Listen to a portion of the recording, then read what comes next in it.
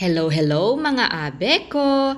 This is Tina Likes and Happiness. Another day, another mini vlog. Uy! Maagang tumawag yung anak ko dahil maaga daw dadalhin ni Kuya Rally yung washing machine. By the way, thank you so much nga pala kay Kuya Rally at Ate Clet sa mahabang effort na paghihintay para lang mabili yung washing machine na ito. Bumawi na lang kayo kay Kay dahil wala kayong pambawi sa akin. Uy! Abe ko. Pinagtulungan pala ni Kuya at ni Papa buhatin itong washing machine papasok sa loob namin. Pagkahapon, pagdating galing sa trabaho ni Papa, nagpunta kami ng Santa Cruz Palengke sa may Goldilocks para bilhan namin ng cake si Ate Kay dahil kinabukasan nga ay birthday na niya. Siya ang may birthday pero siya ang nagregalo sa amin. Uy! Thank you so much, ate. Fast forward tayo mga abe. Pagkagaling bumili ng cake, habang nagluluto ako ng dinner namin, eto si Papa nakaligo na siya.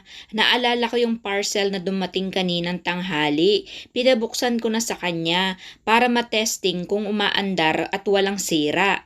Solar lights nga pala yan para makatipid naman sa kuryente. Malaking tulong talaga ang solar lights. Bukod sa nakatipid ka na sa kuryente, kapag nag-brownout sa gabi, may ilaw ka na agad-agad.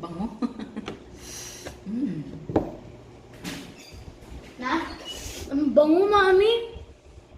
Ay, wag mo muna. Bakit? Siyempre, iiyaan mo siya. Pwede ko ganunin lang konti. Wag na. Hindi ganyan. Ay, si Simon. Chocolate rin daw yan eh.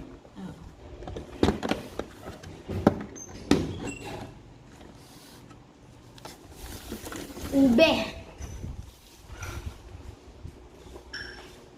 Happy birthday, Ate Kay. 1, 2, 3. Birthday to you. Happy birthday to you. Happy birthday, happy birthday, happy birthday to you. Happy birthday, Kay. We love you. Happy birthday! Happy birthday! Happy birthday! Happy birthday! Oh, 1, 2, blow. Birthday na ni ate. Birthday na ni ate. Birthday ni ate na yon.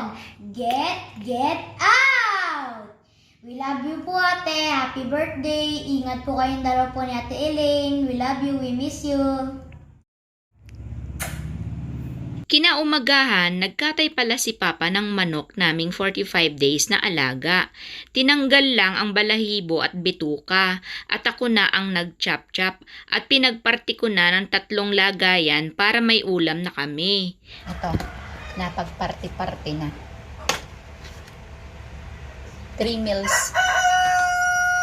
1, 2, 3. 3 meals na to. Pagkatapos kong maasikaso yung manok, hinarap ko naman yung mga labahan ko para mahabol ko pa yung init ng araw para matuyo yung mga labahan kong isasampay, lalong-lalo na yung mga uniform ni Simon sa school at yung albang damit ni Simon kasi isusuot niyang mag-serve sa simbahan.